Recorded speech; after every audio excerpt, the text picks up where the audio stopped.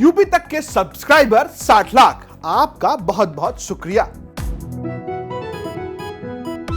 मौसम विपरीत था, राजनीतिक माहौल में बहुत सारे षड्यंत्र शामिल थे।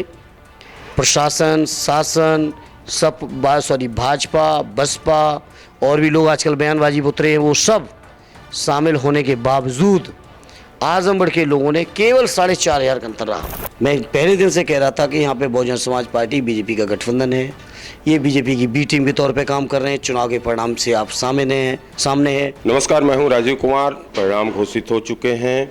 समाजवादी पार्टी के धर्मेंद्र यादव जिस तरीके की बातें थी, परिवार की बातें थी, गढ़ की बातें थी, नतीजा उलट हुआ है, हार हुई है, उसको स्वीकार भी करते हैं। धर्मेंद्र साहब, नेता चुनाव लड़ता है, हारता है, ये तो पारंपरिक चीज़ है।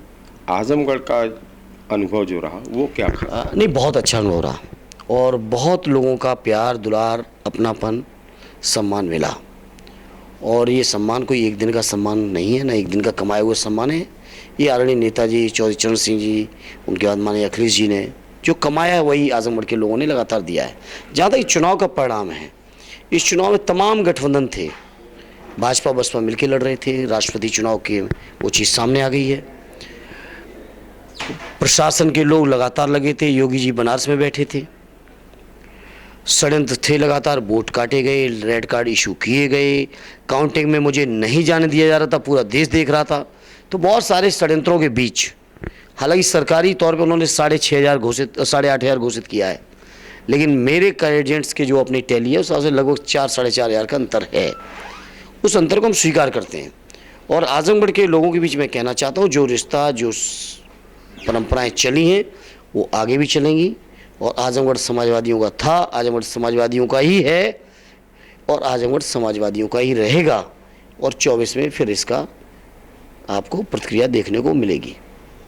जी, हम यही उम्मीद भी करते थे कि जिस तरीके की आपकी छवि रही और आपका जिस तरीके का राजनीतिक पैठ रही, धर्मेंद्र जी, आपने बहुत सहज दिल से इस बात को स्वीकार किया है। कुछ बातें आपके अलायंस की थी, कुछ गठबंधन के, उन लोगों ने आरोप लगाए हैं, जो क्या उस पर आप एनालिसिस करेंगे या किस तरीके से उस पर आप? देखिए, वो अलग दल है, उनका अपना, गठबंधन के साथी हैं और मैं इस बात को स्वीकार करने में संकोच नहीं। गठबंधन के साथी के तौर पर उन्होंने अच्छा सहयोग किया, बेहतर से बेहतर सहयोग कर सकते तो उन्होंने किया। बाकी आदरणीय राष्ट्रीय अध्यक्ष जी उन चीज़ों पर विचार करेंगे।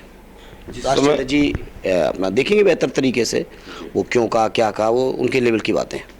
ओवैसी का बयान आ रहा है और ख़ासतौर पे उन्होंने ये कहा है कि जिस तरीके से नतीजे रामपुर चाहे आजमगढ़ के आए हैं, मुसलमानों को चाहिए कि अब अपनी पार्टी एक अलग पार्टी बनाने की कोशिश करें।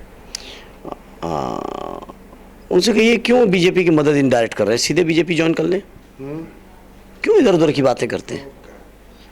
मैं पहले दिन से कह रहा था कि यहाँ पे बहुजन समाज पार्टी बीजेपी का गठबंधन है, ये बीजेपी की बी टीम के तौर पे काम कर रहे हैं। चुनाव के परिणाम से आप सामने है। महामहिम राष्ट्रपति जी के चुनाव में जो फैसला बसपा ने लिया वो आपके सामने है। तो समाजवादियों का तो स्वभाव, तेवर और सिद्धांत रहा है भाजपा से लड़ने का। हम तो लड़ेंगे ही लड़ेंगे, लेकिन हाँ, इतना ज़रूर है कि लोगों को सोचना पड़ेगा कि कौन बीजेपी का सहयोगी है, कौन पार्टनर है, कौन बी टीम के तौर पे काम कर रहा है, कौन सी टीम के तौर पे काम कर रहा है।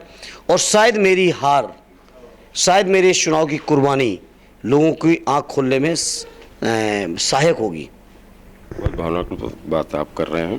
धर्मेंद्र साहब, जब आप पहली बार जब वहाँ पे काउंटिंग के समय में कुछ विवाद हल्का सा होता है, आप पहली बार मतगणना कर्मियों एजेंट के रास्ते से जाते हैं, अंदर जाते हैं, फिर आते हैं बाहर और गेट पे जहाँ से सरकारी अधिकारी और कर्मियों को जाना था वहाँ पे जाते हैं। क्या विवाद उस बात? अब उस पर डिटेल पे ना जाइए। कुछ ऐसा था कि जिस साइड से एजेंट जा सकते थे उस साइड के लोग आपके स्ट्रॉन्ग रूम तक नहीं पहुँच सकते थे, लिहाजा हमें दूसरे गेट से जाना पड़ा। जो स्ट्रॉन्ग रूम से जाने के लिए कोई भी कैंडिडेट या उसके एजेंट को नहीं रोका जा सकता है, जो चीफ इलेक्शन एजेंट हैं। तो वही बात थी और कोई बात नहीं थी। उनको अधिकारियों को पता ही नहीं था, या पता था तो उनकी नीयत खराब थी, ये तो अब वो प्रशासन के लोग जाने। लेकिन वो नियम संगत नहीं था जो वो कर रहे थे, जिसका हमारा विरोध था।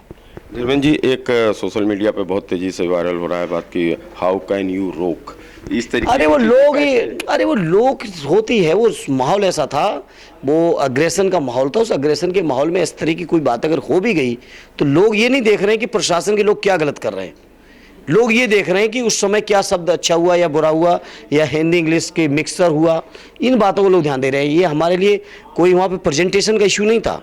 इशू मेरे लिए ये था कि अंदर ईवीएम ना बदल दी जाए, क्योंकि स्ट्रॉन्ग रूम खुल चुके थे और मुझे जाने से रोका जा रहा था। तो मैं उन बातों को देखता कि साहित्य को देखता।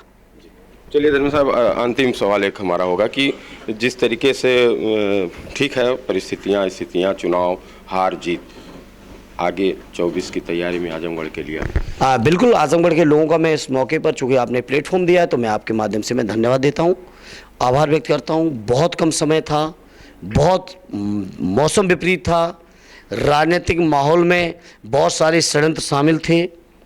प्रशासन, शासन, सब भाजपा, बसपा और भी लोग आजकल बयानबाजी उतरे हैं, वो सब शामिल होने के बावजूद आजमगढ़ के लोगों ने केवल 4,500 का अंतर रहा। हम लोग विचार करेंगे कहाँ कमी रह गई, और ये 4,500 का अंतर आने वाले समय में कई लाख में हम लोग सुधार के और कई लाख आगे बढ़ने का काम करेंगे, बढ़ाने का काम करेंगे। जी शुक्रिया साहब। तो ये थे धर्मेंद्र यादव।